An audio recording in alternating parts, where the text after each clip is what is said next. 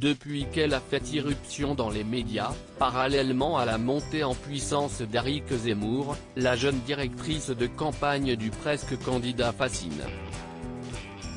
Sarah Knafo n'a pas encore 30 ans qu'elle est de tous les combats aux côtés du polémiste, faussement dans son ombre.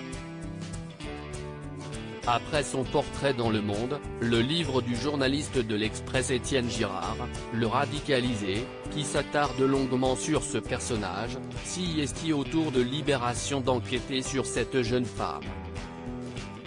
On y apprend entre autres son goût pour les noms connus, pour faire briller son CV indéniablement impressionnant.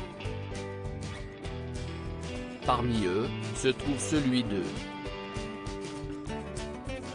Fabrice Lucchini. Dès qu'elle en a l'occasion, l'énarque Sarah Knafo, magistrate à la Cour des comptes actuellement en pause, aime livrer des anecdotes sur les personnalités avec qui elle a pu discuter. On sait qu'elle a côtoyé Henri Guénaud, ancien conseiller de Nicolas Sarkozy, mais pas seulement. L'ancien ministre des Affaires étrangères Hubert Védrine et l'économiste Jacques Attali croisent son chemin même si l'on ne sait pas vraiment à quel point eux en gardent un souvenir inoubliable.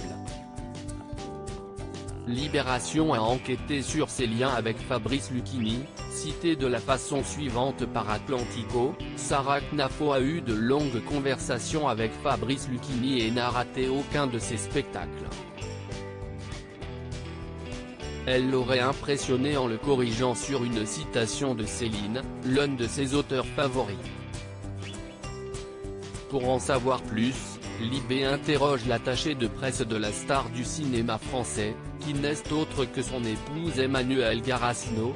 Fabrice Lucchini répète ses textes au café de Florey, à ces occasions, échange avec beaucoup de monde. Mais cette personne n'est en aucun cas une connaissance. Sarah Knafo serait-elle en train d'écrire sa légende? Si est ce qui ressort de ces différentes enquêtes. Alors que son mentor, qui se transforme peu à peu en allié, gagne en importance dans les sondages, elle s'affirme comme incontournable dans l'intelligentsia très à droite. Elle se veut la représentante de la jeunesse qui soutient le polémiste et son irrévérence, nourrie par son passé, lui permet de soulever des montagnes. Elle aime montrer à quel point la fillette du 93, pavillon sous bois pour être précise, a su s'imposer parmi l'élite et que rien ne l'arrête, pas même l'exagération de la vérité.